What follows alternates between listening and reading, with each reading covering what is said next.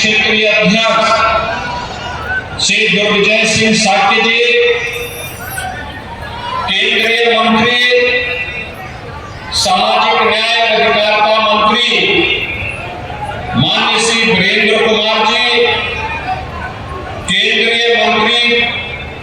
Professor SP Singh Baghel ji, Uttar Pradesh सरकार में मेरे सहयोगी मंत्रीगण चौधरी लक्ष्मी नारायण जी, श्रीमती देवी रानी मौर्य जी, श्री असीम अरुण जी, श्री संदीप सिंह जी,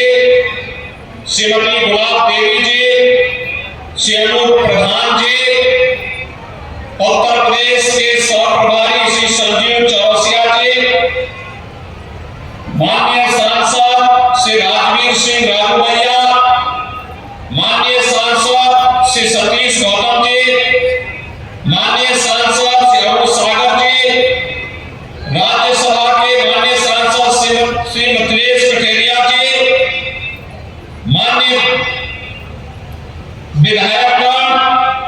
उत्तर प्रदेश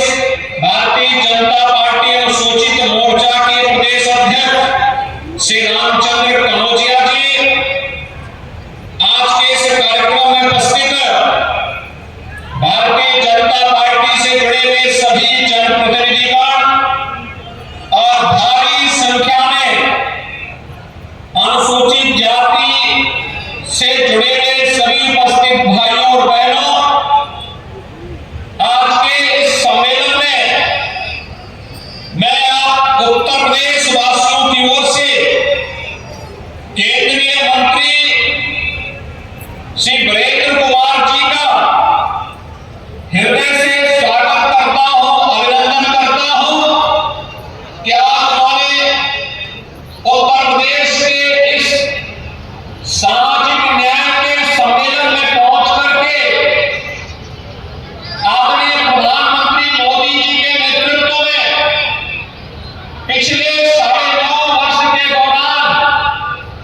देश के अंदर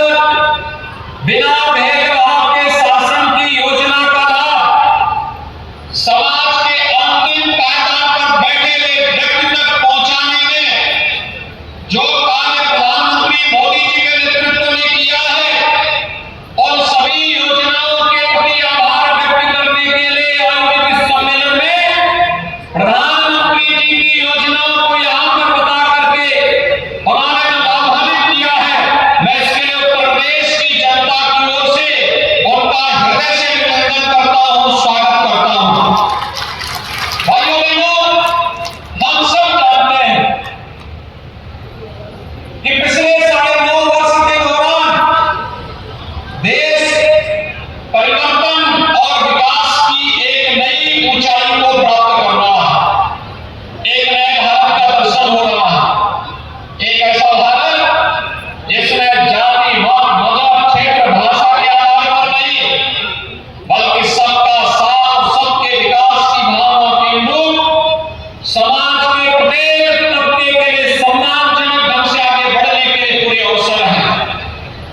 उसके लिए इस प्रकार की योजनाओं को आगे बढ़ाने का कार्य किया गया है।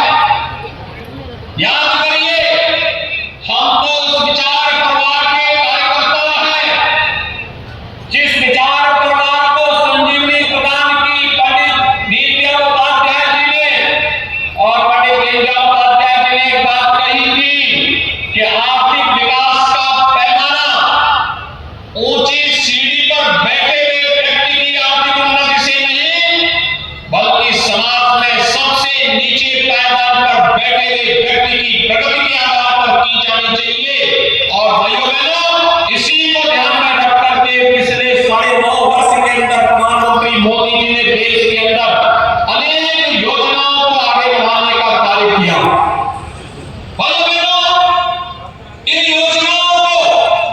चाहे आप पढ़ाई के मामले में ले ले, चाहे आप इन्हें कमाई के मामले में ले ले,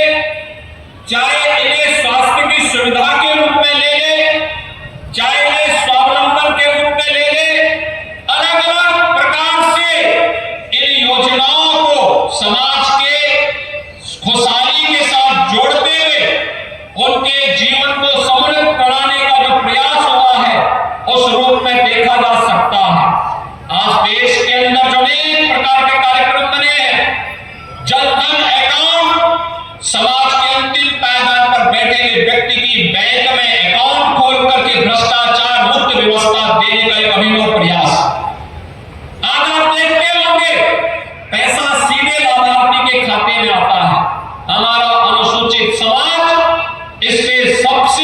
लाभान्वित हुआ,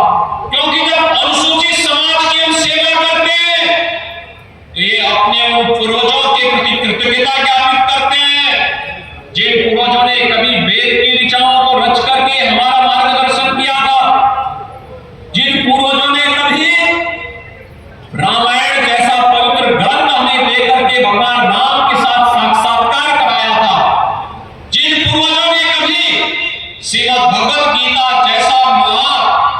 ग्रंथ हमें देकर के हम सब के लिए एक नई प्रेरणा और प्रकाश का पुंज देकर के आगे बढ़ाया था। इसके माध्यम से हम अपने उन पूर्वजों के प्रति, जिसमें संत रविदास जैसे महापुरुष हैं, जिन लोगों की प्रेरणा से समाज ने भक्ति के माध्यम से शक्ति की एक नई धारा का प्रवाह किया, इन सब के प्रति कृतज्ञता ज्ञापित करते हैं। जब हम अनुसूचित समाज की सेवा के लिए कोई कार्यक्रम बनाते हैं तो भाइयों बहनों, तब हम बाबा साहब भीमराव अंबेडकर के प्रति अपनी कृतज्ञता ज्ञापित करते हैं, जिन्होंने स्वतंत्र भारत को एक संविधान देकर के उत्तर से दक्षिण, पूरब से पश्चिम पूरे भारत को एकता के सूत्र में जोड़ने का कार्य किया। भाइयों बहनों, आज उसी व्यवस्था को आगे बढ़ाने के लिए डबल इंजन की सरकार कार्य कर रही है। केंद्र सरकार में प्रधानमंत्री मोदी जी के नेतृत्व में चाहे वह शौचालय देने के कार्यक्रम हो, चाहे वह देश के अंदर 10 करोड़ गरीबों को फ्री में एक शौचालय प्राप्त कराने का कार्य रहा हो, या फिर 4 करोड़ परिवारों को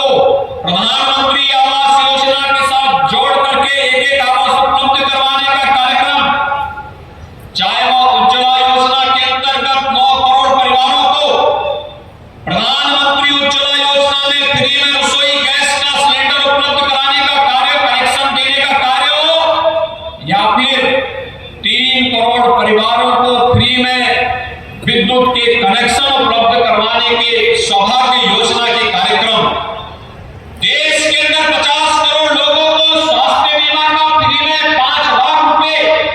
प्रतिवर्ष स्वास्थ्य बीमा का कवर देने का कार्य हो, या फिर भाइयों बहनों, प्रधानमंत्री मोदी जी की प्रेरणा से कोरोना कालखंड में देश के अंदर 80 करोड़ लोगों को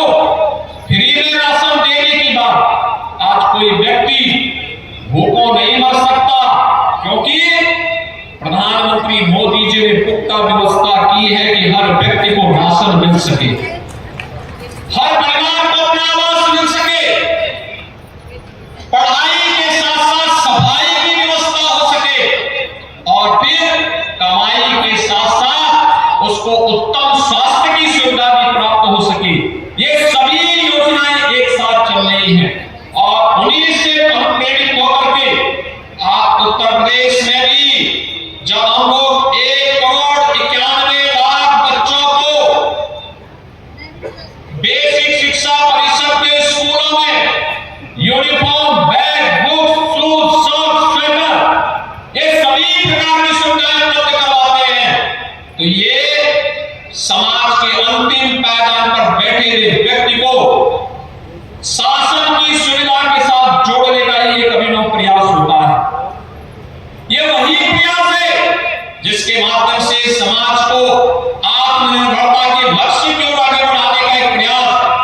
स्किल डेवलपमेंट का कार्यक्रम हो, या फिर परंपरागत उद्यम में 1 डिस्ट्रिक्ट 1 प्रोडक्ट के इस कार्यक्रम को लेकर के समाज आज उत्तर प्रदेश आगे बढ़ा, जिसको प्रधानमंत्री मोदी जी का आशीर्वाद प्राप्त हुआ, जो प्रधानमंत्री मोदी जी के लोकल फॉर वोकल के बारे में और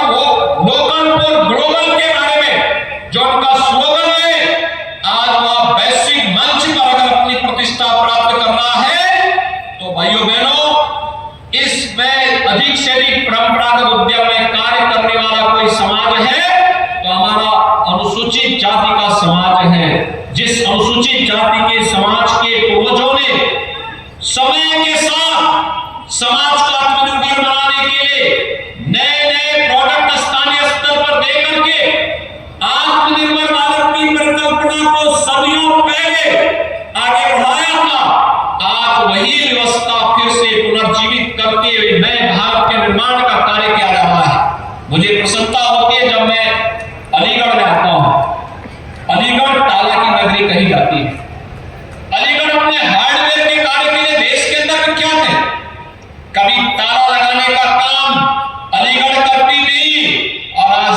के अंदर रक्षा उत्पादन में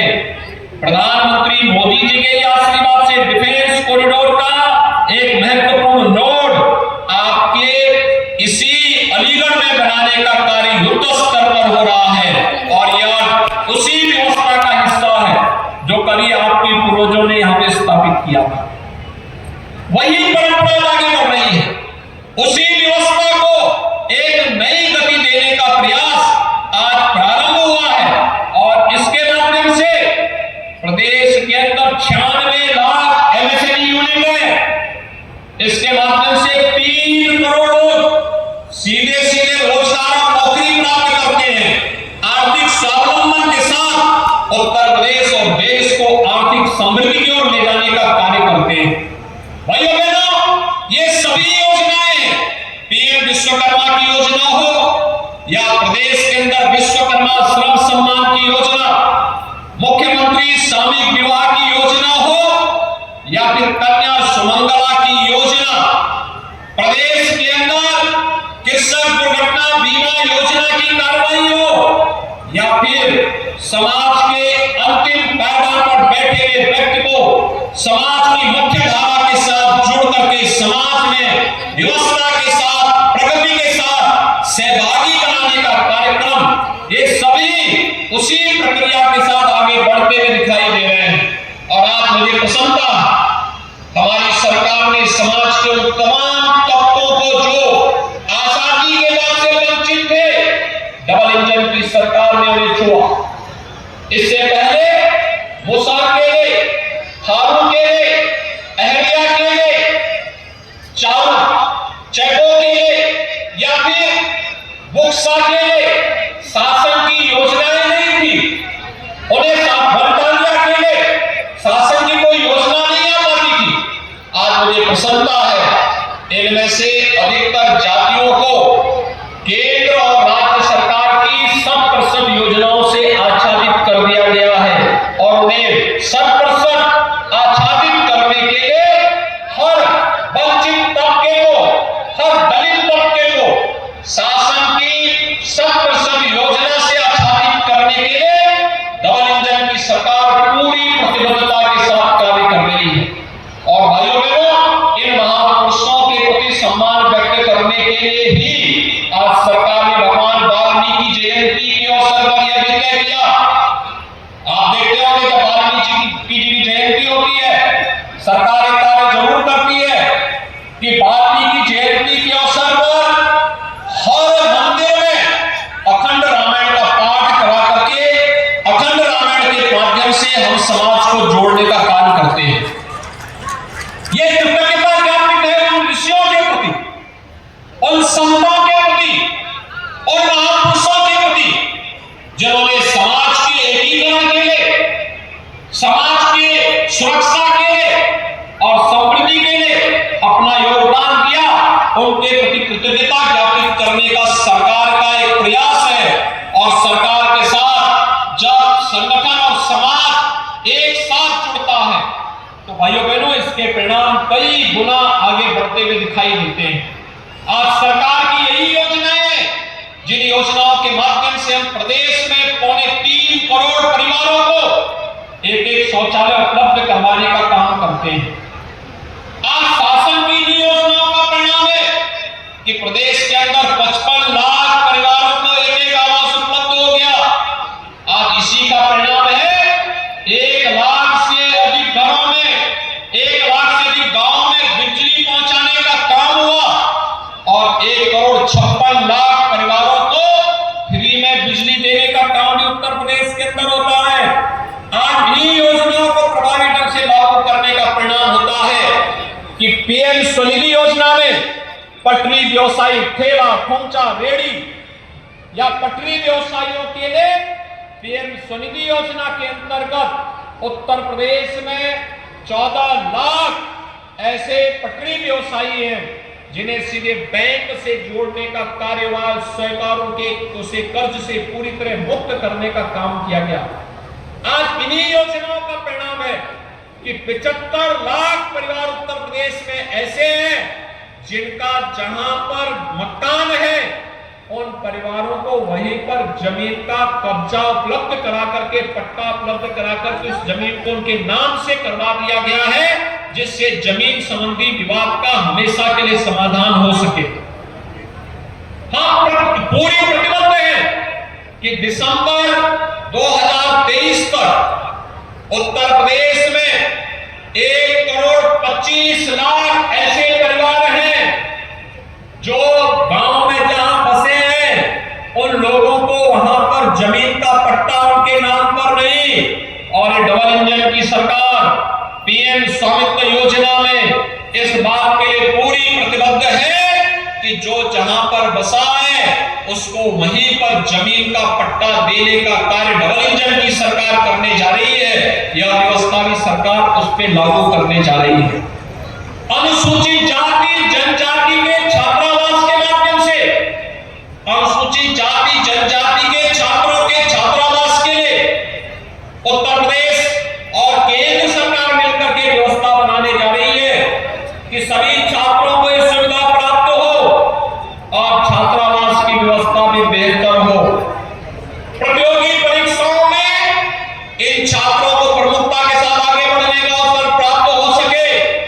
इसके लिए अनेक कार्यक्रम आगे बढ़ाए जा रहे हैं। अभ्युदय कोचिंग की व्यवस्था उसी श्रृंखला का हिस्सा है। भाइयों बहनों, आज आप देखते होंगे प्रधानमंत्री स्टैंड अप की योजना हर बैंक की ब्रांच को अनुसूचित जाति या महिला लाभार्थी में से किसी एक व्यक्ति को जरूर वहां पर बैंक से लोन की सुविधा के साथ जोड़ना है। प्रधानमंत्री मुद्रा योजना में विशेष प्रावधान किए गए हैं जिसके माध्यम से आर्थिक स्वावलंबन के लिए द्वार खुलते हैं और उसके रास्ते निकलते हैं। पीएम विश्वकर्मा योजना के माध्यम से उसके रास्ते निकलते हैं। विश्वकर्मा श्रम सम्मान योजना के माध्यम से उसके मार्ग प्रशस्त होते हैं। वन डिस्ट्रिक्ट वन प्रोडक्ट जैसी योजनाओं के माध्यम से। और आज के इस अवसर पर जब यह अनुसूचित जाति से जुड़ा हुआ सामाजिक सम्मेलन उत्तर प्रदेश अनुसूचित जाति जनजाति मोर्चा के माध्यम से आगे बढ़ाने के कार्यक्रम हो रहे हैं, तो भाइयों बहनों, मैं आज के इस अवसर पर आप सबको इस बात के लिए आश्वस्त करने के लिए आया हूं कि 2017 के पहले जो सरकारें प्रदेश में काबिज थी,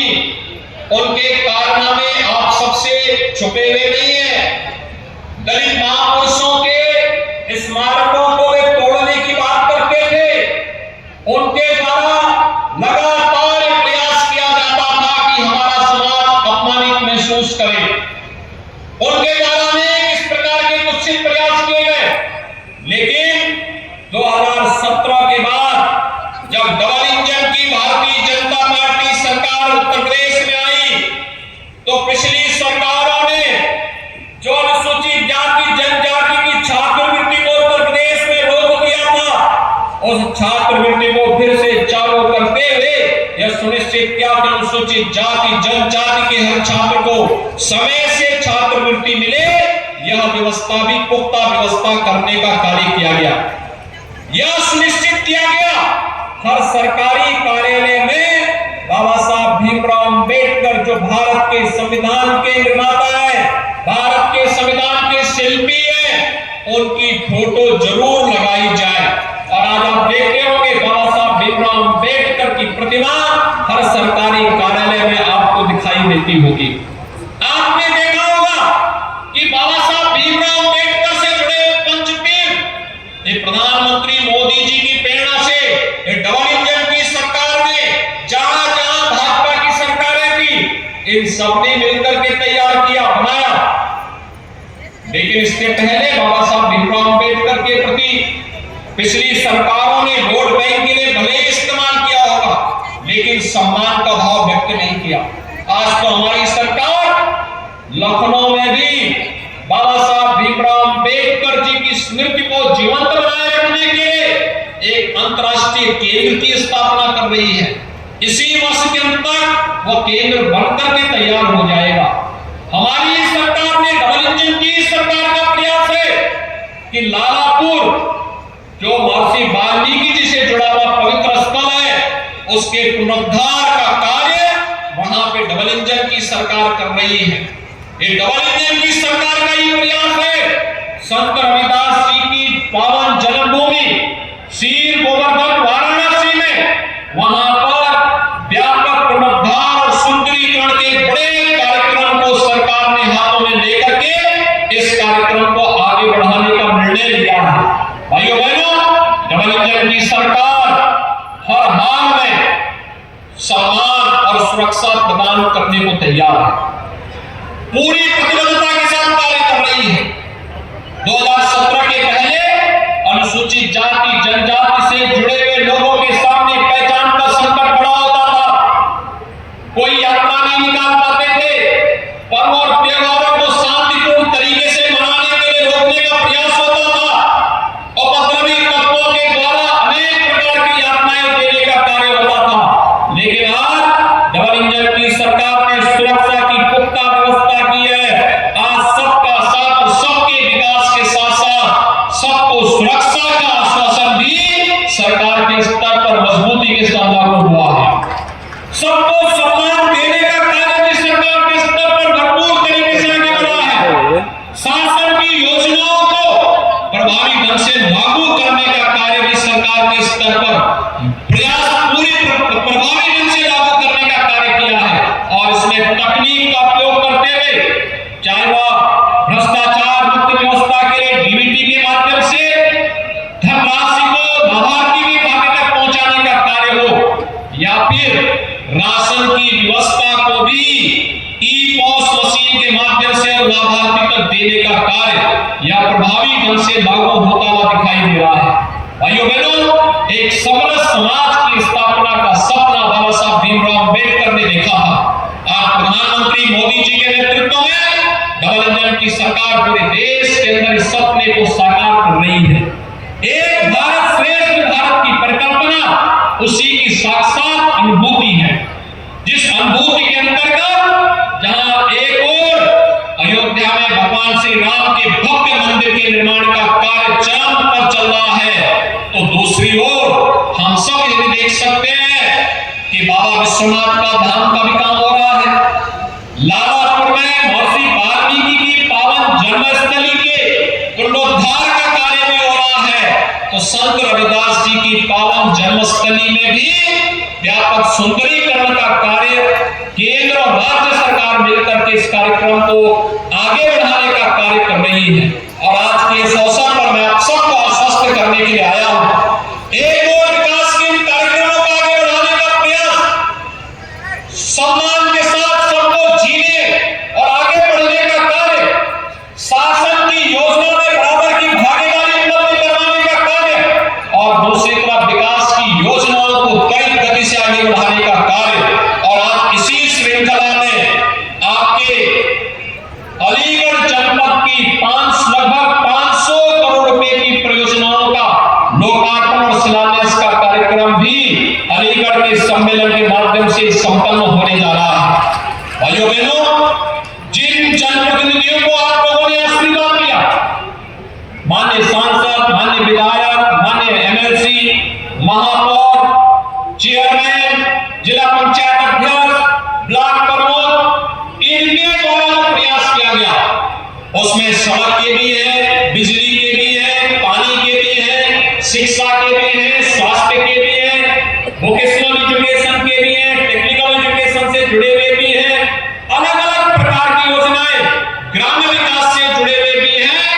और नगरीय विकास से जुड़े हुए प्रोजेक्ट भी आज यहाँ पर लोकार्पित और शिलान्यास हो रहे हैं। इन सब के लिए अलीगढ़ वासियों को बधाई। आप सबका एक बार फिर से अभिवादन करते हुए आज के सामाजिक सम्मेलन के अवसर पर आप सबने यहाँ पर आकर के केंद्र और राज्य सरकार के द्वारा किए गए प्रयासों पर अपनी मोहर लगाई है। इसके लिए आप सबको मैं शारदीय नवरात्रि की अपनी बधाई देता हूँ, शुभकामनाएं देता हूँ, और विश्वास